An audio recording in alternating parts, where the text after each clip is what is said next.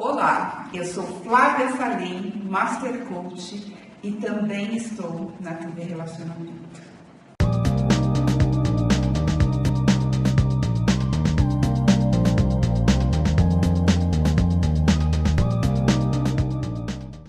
Olá, internautas, iniciamos mais um programa Você é Top. E hoje nós temos aí como convidado uma personalidade muito top. E é uma pessoa que domina muito a escrita. Tony Gonçalves, muito obrigado pela tua presença aqui, viu? Obrigado. Sempre um prazer revê-lo. Muito obrigado pelo convite. Ok. Ô, Tony, conta um pouquinho para os nossos internautas onde você nasceu, né? Um pouquinho da sua trajetória profissional. E a minha curiosidade é de quando que você começou a escrever? Escrever. Bom, eu nasci em São Paulo. é paulistano. Sou paulistano. E eu gosto de falar um pouquinho das profissões que eu vivo até chegar na que eu cheguei. Com 18 anos de idade, eu prestei um concurso público e fui funcionário do Estado. Trabalhava inclusive aqui pertinho, no DAI. Trabalhei ali 11 anos. O salário, quando eu entrei, era maravilhoso, mas com esse tempo foi passando, esse salário foi... E aí eu fui obrigado a apelar para outra coisa, porque o salário não dava. Aí fui trabalhar numa profissão que foi uma das coisas que eu mais gostei, embora a sociedade não aceite muito. Eu fui motorista de táxi. Eu acho que o motorista de táxi tem um conhecimento muito grande, conversa com muitas pessoas diferentes, e uma coisa que eu achei muito interessante é que eu saía de casa de manhã, eu não sabia onde eu iria estar dali uma hora. Verdade. E nem com quem? Nem com quem, conversando o quê? Tá certo, verdade. Eu sempre fui muito falante, sempre tive essa facilidade, eu era bem jovem nessa época, e eu puxava a conversa com todo mundo. Muitas vezes eu pegava passageiro que vinha para São Paulo no serviço e eu queria ir em 4, 5, 6 lugares. Então eu gostava do papo e eu ficava 4, 5, 6 lugares e tal. E conheci algumas pessoas. Eu tive um passageiro muito importante, que era o deputado federal Rui Carneiro, que foi o criador do divórcio. Com ele eu passei um dia inteiro trabalhando e à noite ele ainda me convidou e eu fui assistir com ele um dos maiores jogos de futebol que esteve em São Paulo. Foi Santos e Botafogo. Tempo de Garrincha, o Santos ganhou. Que bom. Tempo de Garrincha, de Pelé, né? O Pelé no Santos, o Garrincha no Botafogo, Amarildo, grandes craques. Então, isso daí é um jogo inesquecível, né? Inesquecível. Então, isso daí eu passei só para mostrar como começou a minha profissão.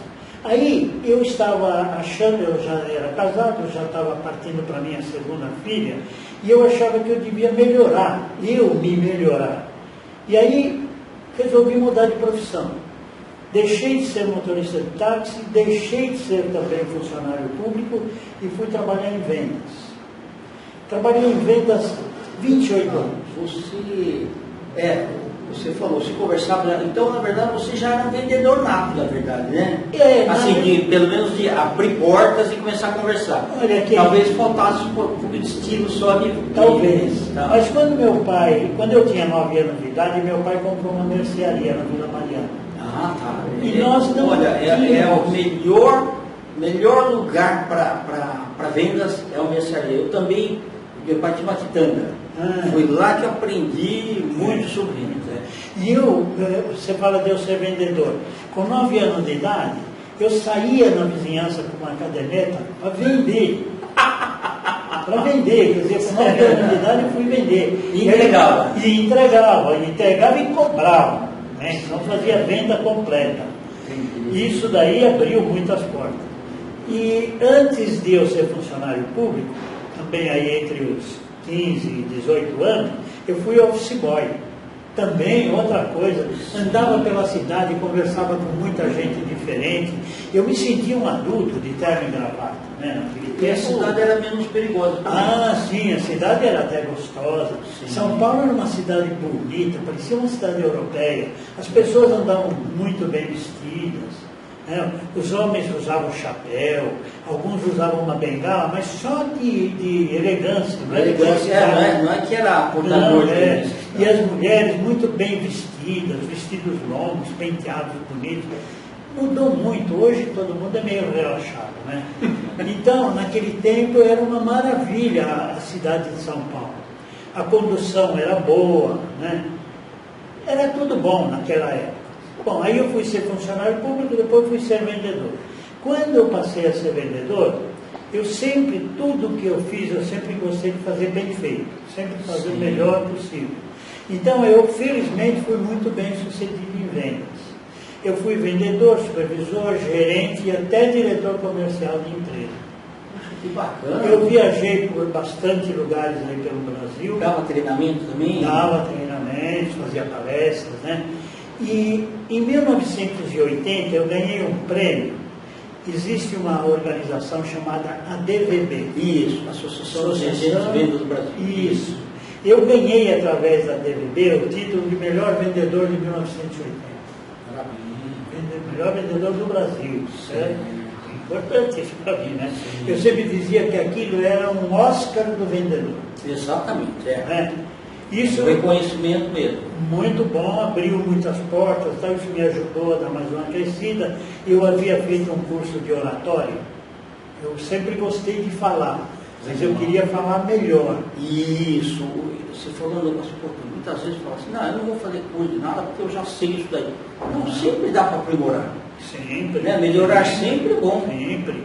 Eu acho que eu sempre aconselho as pessoas, quantos anos você tem de idade? Ah, eu estou velho. Não, ainda dá para você estudar mais um pouco. Exatamente. É o eterno aprendiz. Eterno, eu sempre digo que nós somos eternos professores e eternos alunos. Isso. Nós estamos sempre aprendendo e quando a gente vai ficando mais velho, tem que praticar muito mais isso para funcionar melhor o cérebro, para que a coisa funcione melhor, não é? Sim. Então, eu era casado e minha esposa teve uma doença física. Ela ficou tetraplégica.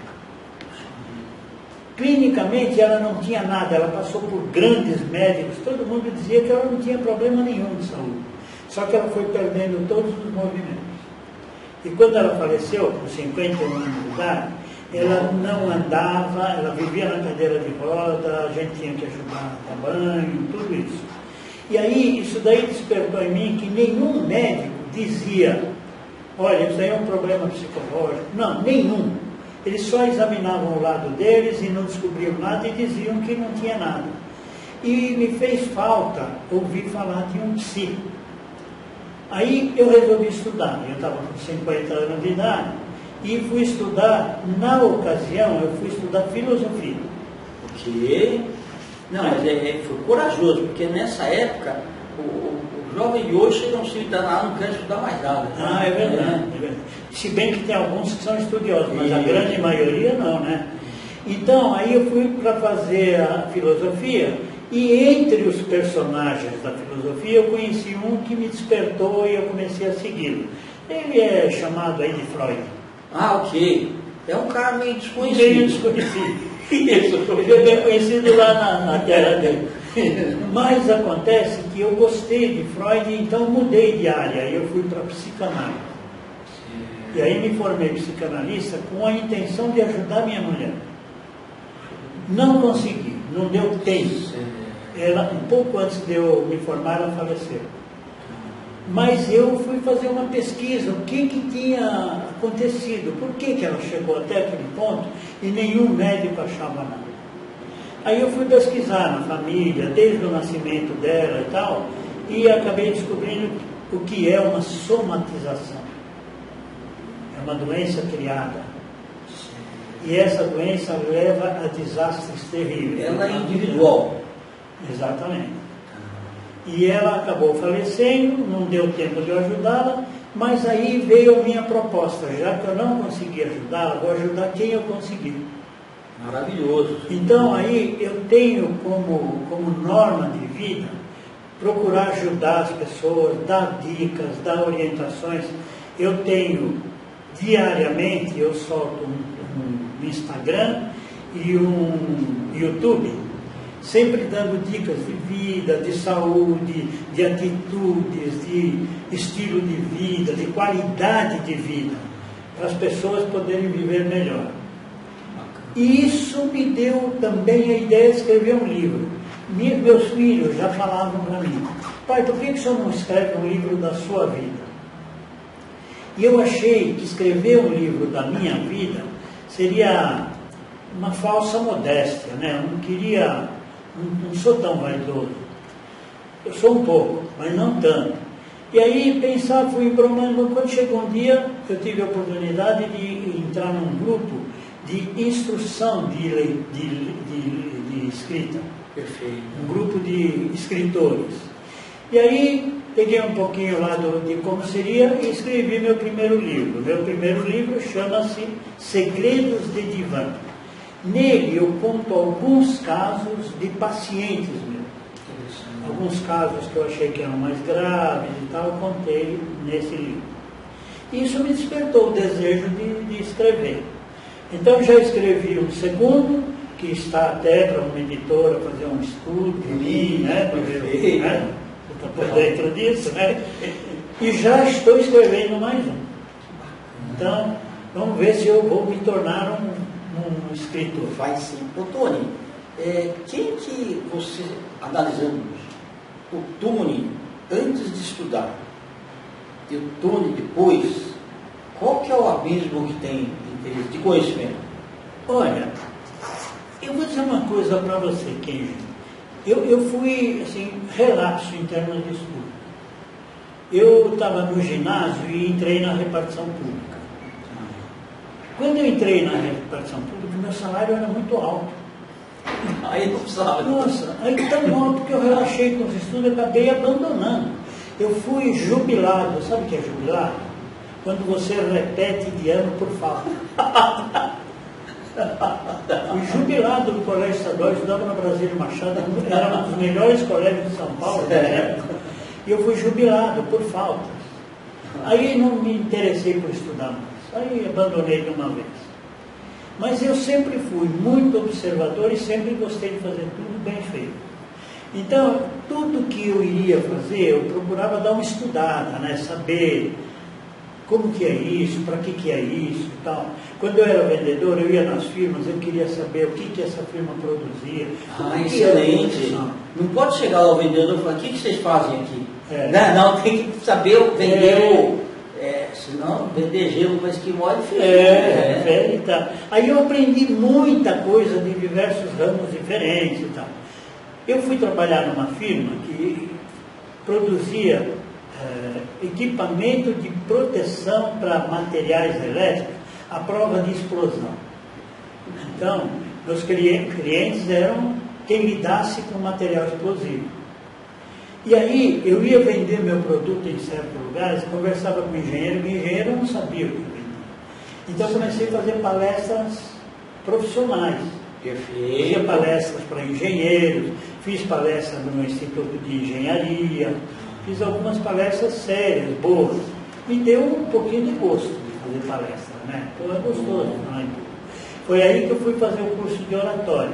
E eu fiz o curso de oratória, não sei se você chegou a ouvir falar, um professor chamado Oswaldo Melantônio. Sim, o Oswaldo Melantônio foi o grande precursor em Papa, que depois saíram aí o Reinaldo Polito. O Reinaldo estudou junto comigo, foi meu colega. Perfeito. Então, o meu professor foi o Oswaldo Melantônio. E ele me aprovou tanto que ele me deu mais um curso de presente. Quer dizer, eu acabei de fazer um e ganhei mais um. Então, fiz 2 vezes seguidas o curso. Que bacana. Então, isso também me deixou, né? E tudo isso vai fazer que você pegue gosto pelo que você faz. Aí eu senti a necessidade de estudar. Quando eu falei para você que eu fui estudar filosofia, até então eu não tinha nada, então eu tive que fazer madureza. Ok, perfeito, que é o supletivo. Isso, o supletivo, que naquele tempo chamava madureza. É verdade, né? Aí eu fiz esses cursos para poder prestar concurso, para poder entrar e fazer. Aí fiz e infelizmente me dei bem. Agora você pergunta para mim qual é o abismo que existe.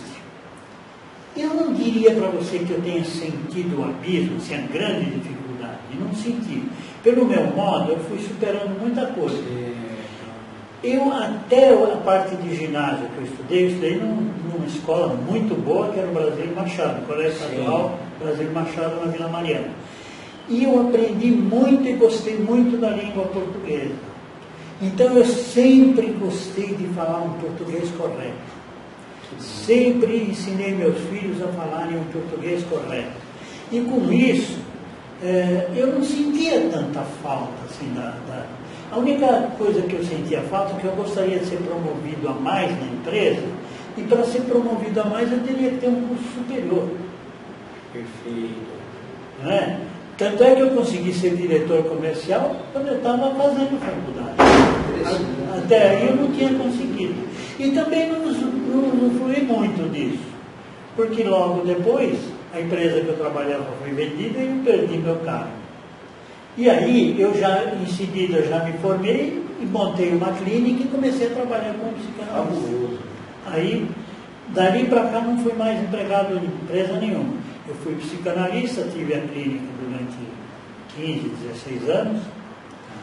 Depois eu vendi a clínica, porque apareceu, o imóvel era meu, e eu vendi o imóvel e acabei com a clínica. E continuei a atender alguns clientes particularmente, né? Que eu gosto muito de atender, eu gosto muito de ajudar as pessoas. Eu costumo dizer sempre o seguinte: na minha opinião, não existe psicanalista nem psicólogo bom. Na minha opinião, bom é o cliente. Porque se o cliente não quiser crescer, se o cliente não quiser se resolver, não tem psicanalista nem psicólogo que mude nada. É verdade. Até porque ninguém muda o outro. Ninguém muda ninguém, você muda a você mesmo com dificuldade. É verdade. Então, se a pessoa tiver vontade de crescer, de resolver seus conflitos, esse é o bom da terapia, não é o terapeuta, é o terapeutizado. E aí, como eu estava dizendo para você, eu não cheguei a sentir essa diferença. E hoje eu costumo dizer uma coisa: existem pessoas muito inteligentes, QI elevado. E eu acho que as pessoas que eu conheci de QI elevado, enquanto eu estudava, nenhum deles teve sucesso. Não, porque falta mais elementos. Sabe o que falta? Sabe o que é bom? O QE. É o quociente emocional. É verdade. Não adianta a pessoa ser muito inteligente e não ter vivacidade. Sem dúvida. Ele fica bom só naquilo que ele estudou. Coisinha do lado assim, ele não sabe. Quando o cara tem um QE elevado, ele está observando tudo. Pode ser o teu próximo livro, né? Hã? Pode ser o título do próximo livro. Oh, sem dúvida. Mas isso é uma coisa muito importante, porque a máxima hoje é assim: as empresas contratam o profissional pelas habilidades e competências, ou seja, o currículo, o papel que aceita tudo isso, e eles dispensam pelo comportamental. É verdade. A capacidade da pessoa ter a flexibilidade necessária e o equilíbrio nos momentos mais difíceis que a empresa determina. É isso aí. E olha, eu tive cliente que formou em MBA e ganhou um cargo na empresa que ele trabalhava, ele ficou morrendo de medo e veio fazer terapia. Por quê? O que ele aprendeu, ele não confiou. Ele não acreditava que ele fosse ter capacidade para desempenhar aquela função. Aí ele veio para a terapia correndo. E até, para mim... Tomou a decisão correta. Tomou a decisão correta. Buscar uma informação para eu poder... Felizmente ele se deu bem. E eu tive outros também que estavam meio atrapalhados, não igual esse aí, que ele tinha que correr imediatamente, senão ele ia perder um cargo. Mas eu tive outros que vieram fazer terapia para descobrir como que, até para resolver uma firma, né? Um dono de uma empresa, quando a gente fala dono de uma empresa, a gente não está dizendo uma grande empresa, está dizendo uma empresinha, uma empresa média, é um dono de empresa. E algumas pessoas que de repente começaram a ir bem no negócio, começaram a ficar meio perdidos. Caramba, eu sabia administrar minha firma até aqui, agora ela está tomando um curso diferente e tal. A melhor coisa é fazer uma terapia. Eu sempre digo o seguinte, o terapeuta não entende do que você fabrica, mas ele entende de pessoas e vai te ajudar a melhorar a tua condição de fabricar. Perfeito. Então, o que eu diria, e voltando aí no que você chamaria de um abismo, eu acho que se a pessoa tiver essa vivacidade, se a pessoa tiver condição de sobreviver sem precisar do diploma, ele consegue não sente o abismo. Agora, se o cara for muito, muito vazio, não se interessar muito, aí ele vai sentir muito. Então eu digo sempre para as pessoas o seguinte, olha, enquanto você puder estudar, estude, não interessa a sua idade, seu nível, nada. Tudo que você puder aprender, minha mãe costumava dizer o seguinte, saber não ocupa espaço. Perfeito. E é verdade. Então, quanto mais eu puder indicar para as pessoas, vai estudar, eu indico. Mas também eu sempre digo o seguinte, não espere ficar rico porque você tem um diploma na parede. Exatamente. Você tem que fazer a sua parte. Tem que desenvolver o seu emocional. Porque o diploma não vai resolver seus problemas.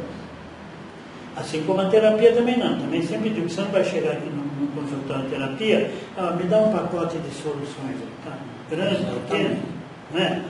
Os problemas que as pessoas têm na vida têm que ser resolvidos com vivacidade, com vivência, com conhecimento, com responsabilidade. E olha, uma coisa que eu digo sempre, acima de qualquer coisa, ética, caráter, integridade, honestidade, integridade, essas coisas você não pode abrir mão. Ontem mesmo eu fiz uma palestra e aí eu dizia o seguinte, se você, aos 20 e poucos anos de idade, tiver um problema com a justiça, for parar numa delegacia de polícia, isso vai te acompanhar a vida inteira. Toda vez que você precisar de uma coisa mais séria, você vai precisar de um atestado de antecedência, você não tem. É verdade. Não é? E um pagamento também. São marcas, né? É uma marca. E um pagamento também, se você fizer uma compra e não pagar e for para o cartório, também vai ficar muito tempo. Tem gente que fala, não, com 5 anos limpa. Limpa se a pessoa aceitar. Mas a pessoa que seja criteriosa, mas não, quero saber a fundo. Se ele teve ou não teve problema, ele vai descobrir. Então, eu sempre digo para as pessoas isso, olha, seja correto, seja comprometido com o que você vai fazer de bom. Porque senão você não abre portas boas para você. Você perde a credibilidade. Perdeu a credibilidade, é muito difícil você reconquistar. Então, o ideal é que você seja a melhor pessoa possível, que você possa ser a melhor pessoa possível. Não pensando em quanto você vai ganhar, mas pensando em quanto sucesso você vai alcançar. Tony, parabéns, viu? Pai, gostei muito.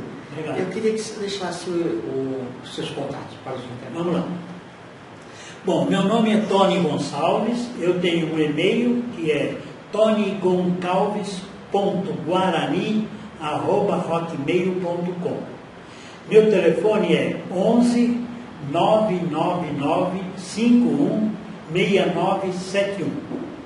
E eu tenho Instagram e YouTube que são @TonyGoncalves. Desculpa, não tem o ponto. Tony Gonçalves 97. Aí eu tenho Instagram e tenho YouTube e todos os dias eu mando uma mensagem por um ou por outro. E agora, recentemente, comecei a fazer nas quartas-feiras uma live. E ainda estou apanhando Parabéns. mas estamos começando e vamos em frente. Perfeito. Internautas, com os agradecimentos, então, a esse grande psicanalista, Tony Gonçalves, nós finalizamos mais um Você é Top. Um grande abraço e até a próxima.